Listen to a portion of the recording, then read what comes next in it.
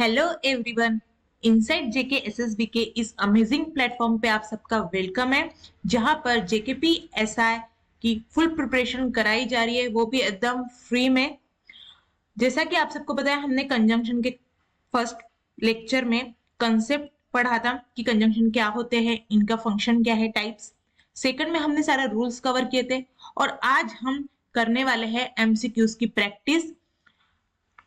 ये जो क्वेश्चंस है, इन सब में आपको एक सेंटेंस गिवन है, आपको फाइंड करना है कि क्या इसमें कोई एरर है। आपको पता ही है कि ये सारे एरर जो है कंजंक्शन से रिलेटेड होंगे और हमने रूल्स भी पढ़े, तो ये आपके लिए काफी इजी रहने वाला है। बट अगर कोई एरर नहीं होता है तो हमें नो एरर मार्क करना है। ओके, सो स्टार्ट करते हैं। आई थिंक आज वाले सेशन में आपका स्कोर काफी अच्छा रहने वाला है। अगर आपने प्रीवियस 2 सेशंस देखे हैं तो try to score about 20 at least. Okay, so let's start. Our first question is, I haven't hardly any free time but I will try to meet you. Sentence कहना चाह रहा है कि मेरे पास कोई फ्री टाइम तो है नहीं, बहुत बिजी हूं मैं, बट स्टिल मैं आपसे मिलने का ट्राई करूंगी, तुमसे मिलने का ट्राई करूंगी। सो यहां पर टाइम है नहीं, यहाँ पे हार्डली यूज हुआ है। हार्डली का मीनिंग क्या होता है? मुश्किल से, मतलब निगेटिव वर्ड है। ये क्या है? निगेटिव वर्ड है। इसका मतलब टाइम नहीं है। हैवंट, हैवंट भी निगेटिव वर्ड हो गया क्योंकि ये हैव नॉट लिखा है कॉन्ट्रेडिक्ट फॉर्म में। ओके, तो ये वाला नॉट और ये वाला भी निगेटिव वर्ड, ये दोनों निगेटिव निगेटिव, मतलब यहाँ पे रिडंडेंसी हो गई, सुपरफ्लुअस हो गया ये। यहाँ पे हैव नॉट का नॉट जो है वो हटा देना होगा। सेंटेंस क्या होगा? I have hardly any free time. इसका मीनिंग ये हो जाएगा कि मेरे पास फ्री टाइम नहीं है। तो यहाँ पे डबल निगेटिव यूज हो जाने की वजह से पार्ट ए में हमारा एरर है। So option A will be the correct answer. ठीक है, let's move to the next. The difference between 2005 to 2010 was striking visible. Sentence कह रहा है कि 2005 और 2010 में जो डिफरेंस था वो क्लियरली विजिबल है, बहुत ही स्ट्राइकिंगली, मतलब उभर के दिख रहा है। वो जो डिफरेंस है वो काफी अच्छे से विजिबल है, एकदम आंखों में चुभ रहा है, दिख पड़ रहा है। अब यहाँ पे देखिए बिटवीन यूज हुआ है। बिटवीन के साथ हमेशा एंड यूज होता है, ना कि टू। सो यहाँ पे टू वर्ड का इस्तेमाल गलत है। सो बी पार्ट में हमारे एरर है। Option B will be the correct answer here. Clear है? इजी था ये। नेक्स्ट देखते हैं। No sooner had she step out when the power went off. जैसे ही उसने बाहर कदम रखा, वो घर के बाहर निकली, पावर चली गई, लाइन चली गई, इलेक्ट्रिसिटी कट ऑफ हो गई। तो नो सूनर है, ठीक है। इसके बाद इन्वर्जन होता है, हमने पढ़ा था, याद है ना? पहले हेल्पिंग वर्ब आता है, फिर सब्जेक्ट आता है, फिर मेन वर्ब आता है। ये भी हमें सही लग रहा है यहां तक। अब नो सूनर के साथ यहाँ पे वेन यूज हो गया। जरा इसे देखना कि यहाँ पे सही लग रहा है। नहीं मैम, हमने तो पढ़ा था नो सूनर के साथ देन यूज होता है। सो बी पार्ट में हमारी एरर है। Option B will be the correct answer. यहाँ पे होना चाहिए no sooner had she step out than the power went off. ठीक है, क्लियर है? चलिए नेक्स्ट पे। काफी इजी है ये, आपको मतलब आप अगर सारे रूल्स अच्छे से पढ़े होगे ना तो आपके लिए चुटकियों में सॉल्व हो जाने वाले क्वेश्चन है। सिर्फ हम प्रैक्टिस कर रहे हैं ताकि हमारा जो फाउंडेशन है वो स्ट्रांगली बिल्ड हो।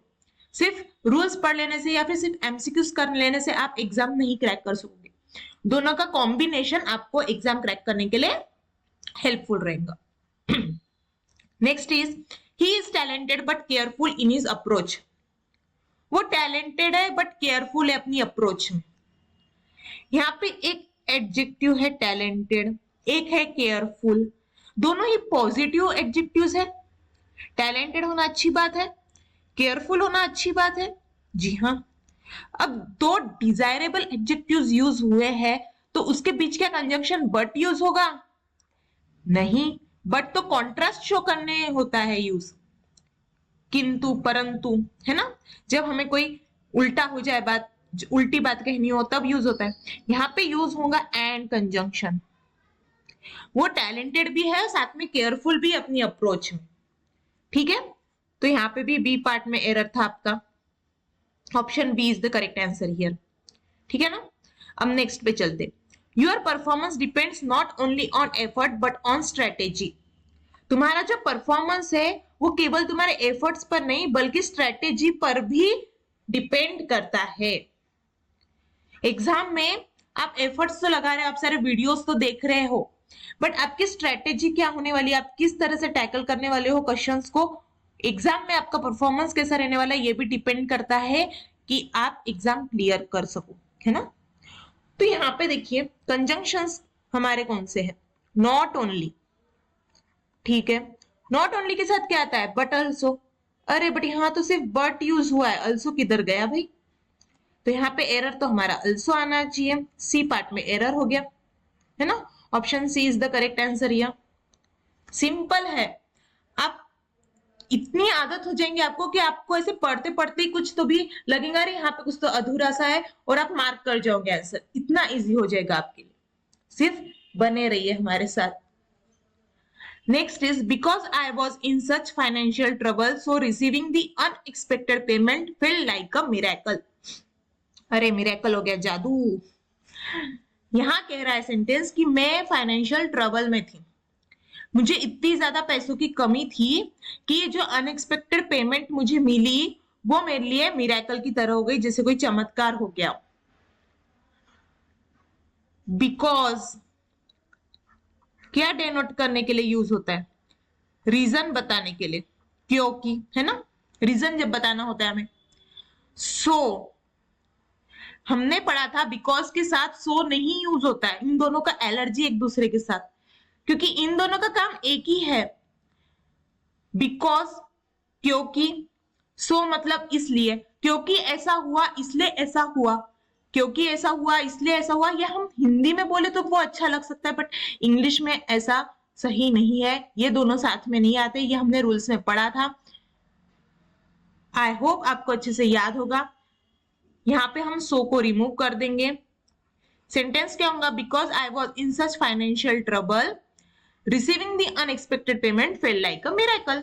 सो ऑप्शन बी पार्ट में हमारा एरर है। क्लियर है सभी को। तो आइए नेक्स्ट पे।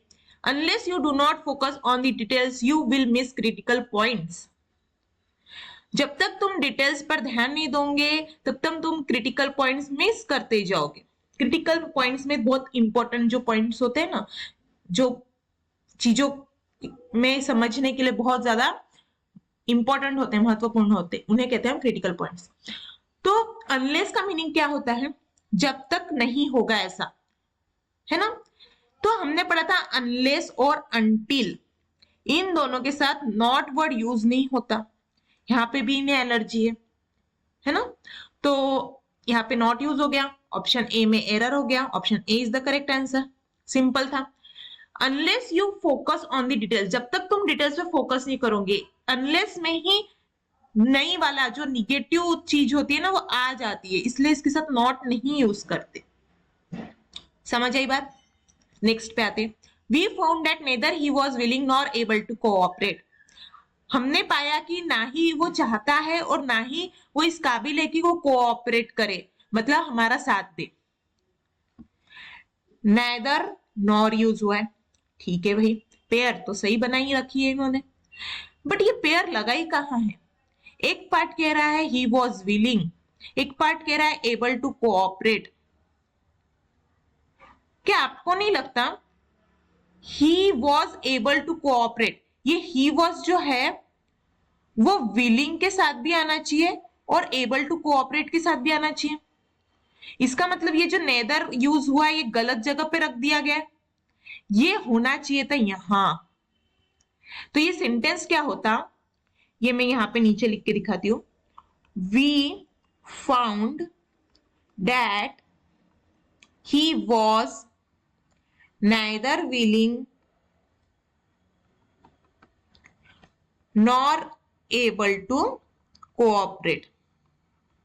ठीक है, इस तरह से ये सेंटेंस होना था। ताकि ही वॉज जो है वो विलिंग के साथ भी लगे और एबल टू कोऑपरेट के साथ, कि वो ना ही चाहता था ना ही एबल था कोऑपरेट करने की। ये हमारा नेदर नॉर सही जगह पे लगा है। तो यहाँ पे जो है बी पार्ट में हमारी गड़बड़ है। Option B will be the correct answer here. आपको सेंटेंस का कॉन्टेक्स्ट समझना जरूरी है, सेंटेंस कहना क्या चाहता है, तब इस टाइप के एरर फाइंड करना आपके लिए इजी होगा। ठीक है, next is when the news broke then everyone rush to the side. जैसे ही न्यूज बाहर निकली, आग की तरह फैल गई, सब जन उस साइट पर भाग गए। अरे चलो चलो क्या हुआ, देखेंगे देखेंगे देखेंगे, है ना, आदत है। बेरोजगारी उतनी बड़ी है बट हमें बेरोजगार नहीं रहना है, हमें जल्दी से जॉब लेनी है, उसके लिए हमें पढ़ना है। ठीक है ना। अब यहाँ पे वेन यूज हुआ है, इसके साथ देन यूज हुआ है। क्यों भाई, बताया तो था रूल्स में, एलर्जी है, नहीं यूज होगा। When the news broke, everyone rushed to the side. काफी इतना, then को हटाओ, बी पार्ट में एरर है, option B is the correct answer. Next is sandwich as well as juice are considered a simple breakfast. Sandwich के साथ juice जो है वो एक सिंपल ब्रेकफास्ट माना जाता है। अच्छा जी, सैंडविच और जूस दो चीजों की बात हो रही है, आर सही लग रहा है। हाँ मैडम सही लग रहा है, दो चीजें है, प्लूरल हो गया, आ रहेगा। अरे नहीं, गलत है, एज वेल एज के साथ जुड़ रहा है। एज वेल एज वाले रूल में हमने पढ़ा था सब्जेक्ट पर एग्रीमेंट का, सेकंड रूल था, मुझे अच्छे से याद है। आप लोगों को याद है कि नहीं मुझे पता नहीं, शिद्दत से पढ़ाई की होगी तो जरूर याद होगा। एज वेल एज के साथ जब भी दो सब्जेक्ट्स कनेक्ट हो, वर्ब जो है फर्स्ट सब्जेक्ट के अकॉर्डिंग यूज होंगी। सैंडविच क्या है, सिंगुलर है, तो यहाँ पे इज यूज होगा ना कि आर, सिंगुलर वर्ब आएगी। ऑप्शन बी में एरर है, option B is the correct answer here. ध्यान से पढ़िए तभी सिलेक्शन होगा। Next is the reason why the plan was cancelled is because it was unfeasible. ये प्लान कैंसिल होने का रीजन ये है कि वो अनफीजिबल था, मतलब कि वो प्लान एग्जीक्यूट करने के लायक नहीं था, वो प्लान फायदेमंद नहीं था। Reason, the reason why, reason बता रहा है। बिकॉज क्या यूज, बिकॉज का यूज है रीजन बताना। दो बार रीजन क्यों बता रहे हो भाई, एक बार बता लो काफी है। हमें ज्यादा हमारे सेंटेंस में गर्दी नहीं मचानी, बार बार वही चीज नहीं कहना, इसलिए बिकॉज को हटाओ। The reason why the plan was cancelled is it was unfeasible. ठीक है इतना। ऑप्शन सी में एरर है, ज्यादा के वर्ड्स यूज कर लिए इस पार्ट में। Next is no sooner the bell rang then the students enter the classroom. जैसे ही बेल बजी, स्टूडेंट्स जो है क्लासरूम में एंटर कर गए, घुस गए। अच्छा आपको एक और कुछ बताओ, इसमें कुछ एड ऑन करूं। अब एंटर करने का मतलब क्या होता है, किसी चीज के अंदर जाना। तो एंटर के साथ क्या होता है, हमें कभी कभी इन दे देते हैं, एंटर इन द रूम, क्योंकि एग्जामिनर हमारी फिरकी लेना चाहता है। बट ये हो जाता है गलत, इन का यूज एंटर के साथ नहीं होता, क्योंकि एंटर का मतलब ही होता है किसी चीज के अंदर जाना। समझ आ रही है बात, इसके अंदर इन घुसा हुआ है, एंटर के अंदर किसी चीज के अंदर जाने की प्रोसेस को ही एंटर कहते हैं। तो एंटर के साथ इन नहीं आता, ये हम प्रीपोजिशन से पढ़ेंगे, बट स्टिल मैंने आपको एक टीजर दे दिया। मजा आता है नेक्स्ट टॉपिक का टीजर मिल जाए तो, है ना।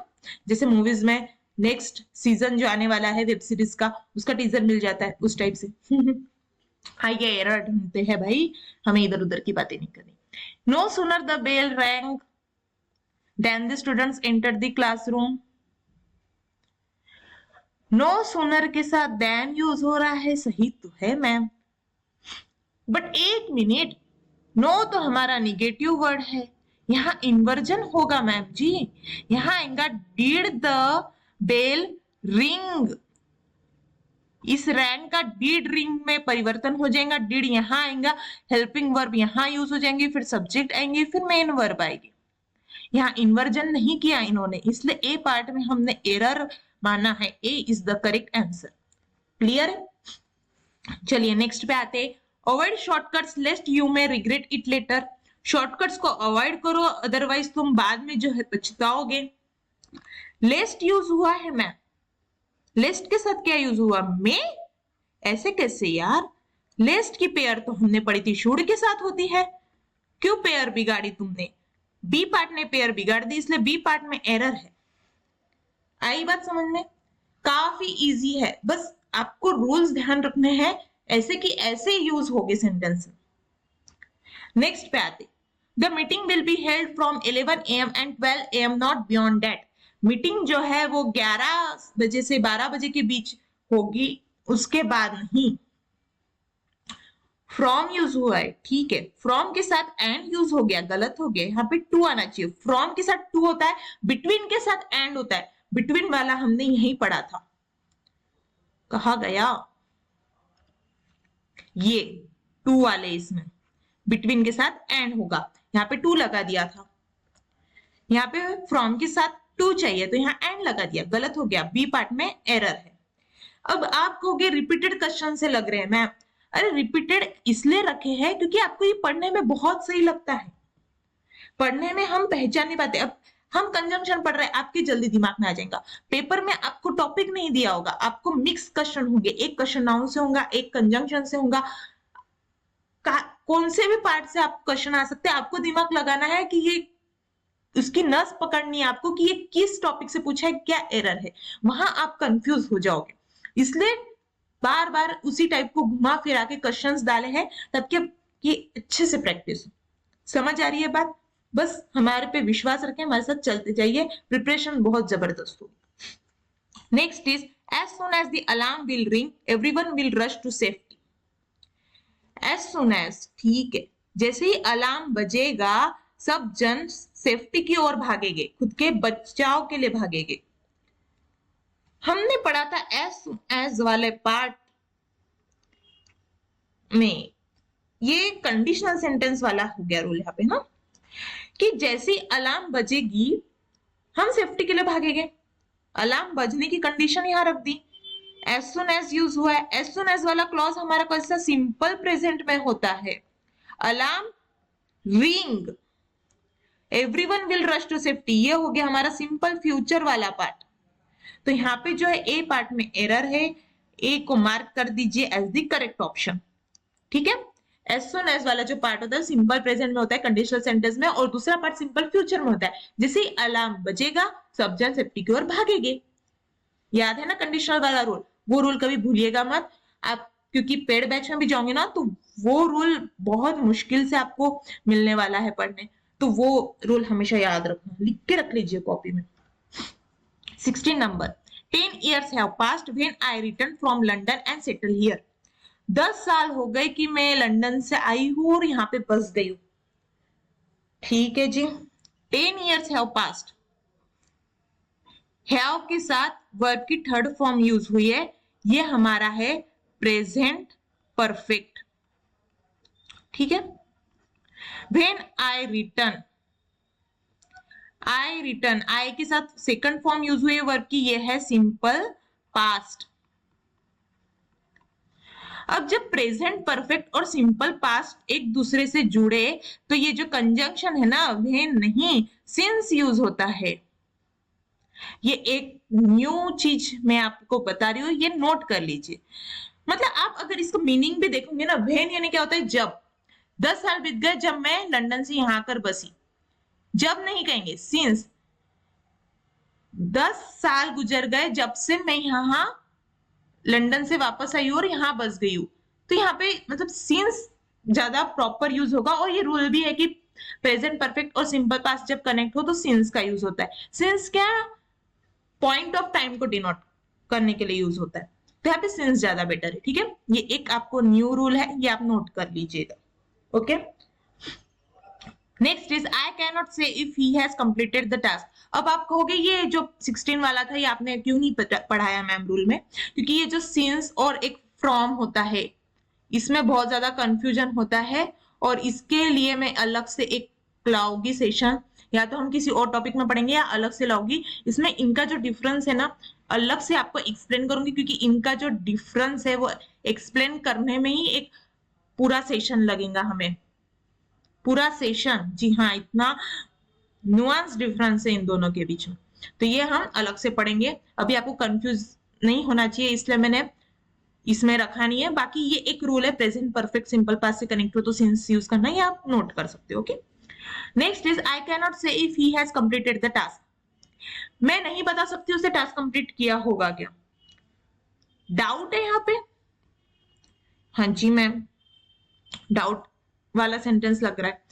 कैन नॉट यूज हुआ है, निगेटिव सेंटेंस है। जी हाँ, हमने क्या पढ़ा था, इफ या वेदर जो है वो पॉजिटिव सेंटेंस में यूज होता है, बट ये तो निगेटिव सेंटेंस है, और निगेटिव सेंटेंस में क्या यूज होता है, दैट यूज होता है। तो यहाँ पे होना चाहिए आई can not say that he has completed the task. मैं नहीं कह सकती कि उसने टास्क कंप्लीट किया है। दैट बी पार्ट में एरर है, दैट यूज होगा। Option B is the correct answer here. Next is both the government as well as the public need to collaborate on environmental issues. Both government और public दोनों को ही साथ में मिलकर काम करना होगा ताकि एनवायरमेंटल इश्यूज जो है वो सॉल्व किए जा सके। बोथ के साथ एज वेल एज यूज हो गया, गलत हो गया। पेयर तो एंड के साथ बनी है, क्यों तोड़ी पेयर। 18 नंबर में एरर है, 18 को मार्क, 18 में ए में एरर है, सॉरी, ए को मार्क कर दीजिए। सिंपल है एकदम। पेयर्स याद हो तो बस आपको बोलने में वो अजीब लगेगा और आप मार्क कर जाओ। Next is although this methods are inefficient but company still use them. चूंकि ये मेथड जो है इनएफिशिएंट है बट स्टिल कंपनी उसे यूज कर रही है, कंपनी बेवकूफ है। अब देखिए यहाँ पे अल्दो यूज हुआ है, ठीक है मैम। अल्दो के साथ क्या यूज होता है, येट यूज होता है, बट नहीं। आपको कहने में अच्छा लगेगा, हाँ क्योंकि मेथड्स इनएफिशिएंट है बट स्टिल कंपनी यूज कर रही है, बहुत अच्छा लगेगा आपको कहने में, बट नहीं। रूल्स हमारा कहता है अल्दो के साथ ये टाइम की पेयर बनी है, हम नहीं तोड़ सकते। इसलिए इन क्वेश्चंस की प्रैक्टिस बहुत जरूरी होती है, क्योंकि पढ़ने में ये बहुत हमें अच्छे लगते हैं, बहुत प्यारे लगते हैं सेंटेंसेस, एग्जाम में फंसा देते। बी पार्ट में एरर है, बी को मार्क कर दीजिए, ठीक है। Next is the cost of materials was as higher as 5 times the budget. हमने जो बजट बनाया था ना उससे 5 गुना ज्यादा है ये मटेरियल्स की कॉस्ट। कैसा बजट बनाया। अब देखिए यहाँ पे एज यूज हुआ है।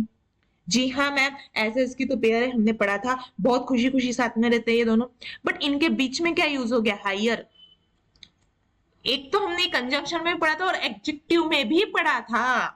अरे वाह, 2 बार पढ़ा था, 2 चीजों के रूल्स। एज के बीच में हमेशा पॉजिटिव डिग्री यूज होती है, गलत डिग्री, कंपैरेटिव डिग्री घुसा दी यहाँ पे। एज हाई एज आना चाहिए। ऑप्शन बी पार्ट में एरर है, बी को मार्क कर दीजिए।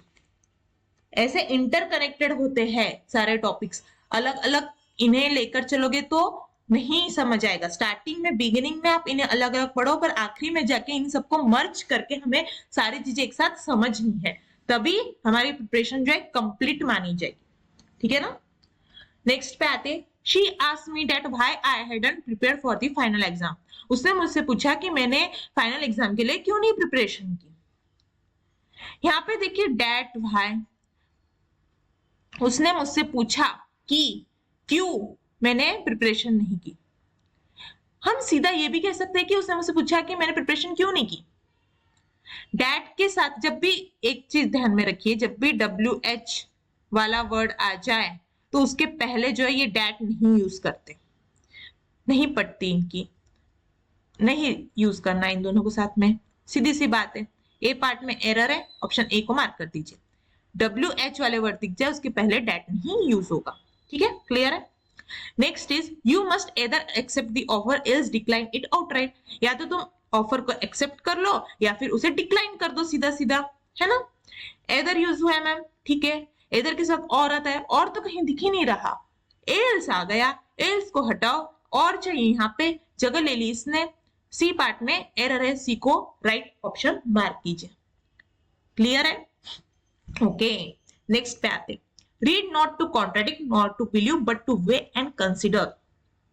काफी अच्छी बात कही है क्या कह रहा है ये, थोड़ा मीनिंग भी समझिएगा, बहुत सही लगा मुझे सेंटेंस।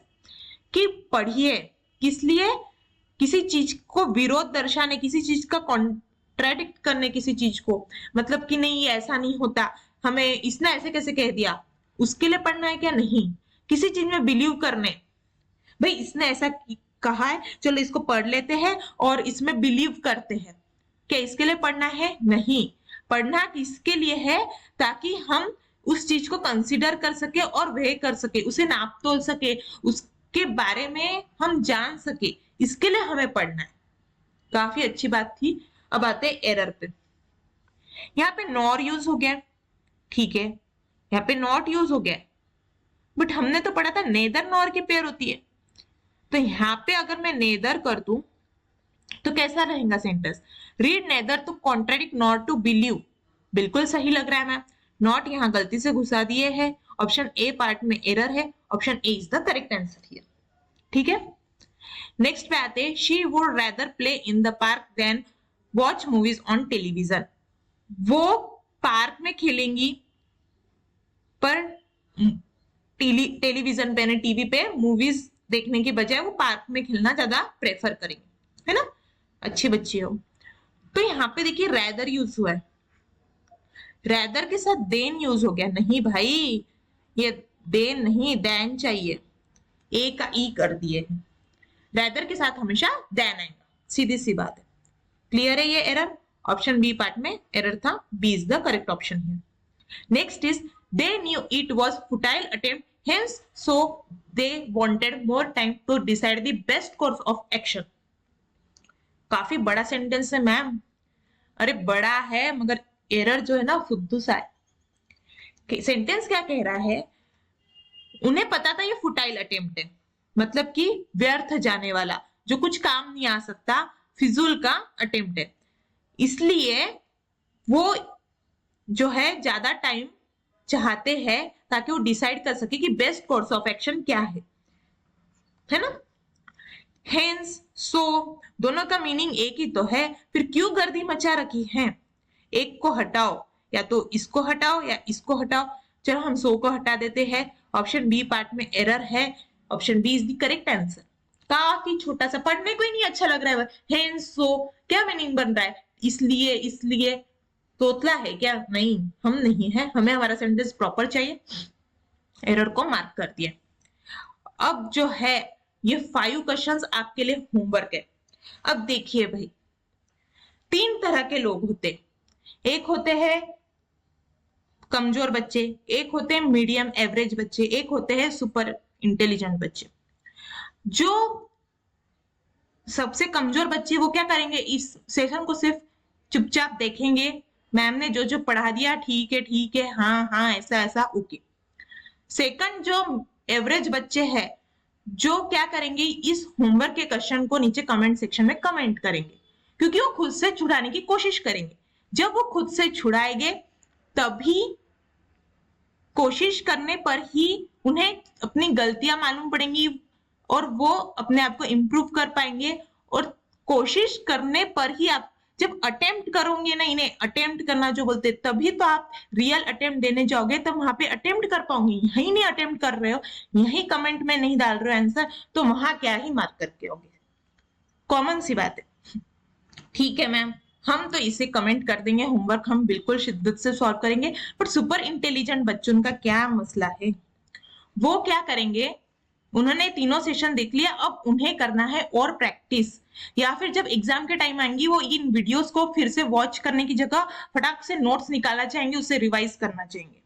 तो उसके लिए वो क्या करेंगे, इसके पहले वीडियो पे भी एक एस्पिरेंट में कमेंट किया था कि पीडीएफ चाहिए क्लास की, तो उन्होंने क्या किए थे, इस नंबर पे कांटेक्ट करना है आपको, व्हाट्सएप पे नंबर दिख रहा है ना सभी को, आपको डिस्क्रिप्शन सेक्शन में भी मिल जाएगा, हमारे चैनल के आप कम्युनिटी सेक्शन में जाओगे वहां पे मिल जाएगा, ये व्हाट्सएप नंबर है, इस पर आपको कांटेक्ट करना है, आपको क्लास नोट्स, पीडीएफ्स, पीवाईक्यूज बिल्कुल नॉमिनल रेट, एकदम मामूली सा, और अमाउंट भी क्यों रखे, हम फ्री में ही दे देते, इतना बड़ा कोर्स चला रहे हैं फ्री में, हम पीडीएफ्स भी फ्री में दे देते, बट फ्री चीजों की कदर नहीं होती है। अब आप देखोगे कि रिस्पॉन्स भी अच्छा नहीं मिल रहा है वीडियोस को, तो आप जब फ्री पैसे दोगे ना वहां पे तो आपको उसकी कदर रहेंगी, फिर आप वो रिवाइज करोगे ही नोट्स। आप जो आपको प्रैक्टिस के लिए क्वेश्चंस देंगे वो आप अटेम्प्ट करोगी। हमें रिस्पॉन्स अच्छा आया, मैं खुद डालूंगी बहुत सारे क्वेश्चन आपकी प्रैक्टिस के लिए। हम मॉक्स लेके आएंगे अगर आपका रिस्पॉन्स अच्छा रहा तो। सब कुछ वही नॉमिनल अमाउंट में, ज्यादा हम लेना ही नहीं चाहते, हम वो रखे ही इसलिए बस आप में सीरियसनेस हो इसलिए, क्योंकि आप जब पैसे पे करोगे ना आप वो करोगे वो चीज इसलिए। तो आपको कांटेक्ट करना है, आपको सब चीजें मिल जाएगी वहां पर। तो होमवर्क से का जो आंसर आप कमेंट करोगे वो मैं खुद पर्सनली चेक करूंगी, और उसके करेक्ट आंसर अगर आपसे मिस्टेक हो रही हो तो रिप्लाई में बताऊंगी, या फिर आपको जो है एक्सेलेंट ये कमेंट मिल जाएगा रिप्लाई में। तो कोशिश करिए एक्सेलेंट आपको लेना है, सारे के आंसर्स करेक्ट देना है, और ऐसे ही पढ़ते रहिए। मिलते हैं नेक्स्ट टॉपिक में न्यू बिगिनिंग के साथ, तब तक के लिए keep learning, keep watching. Thank you.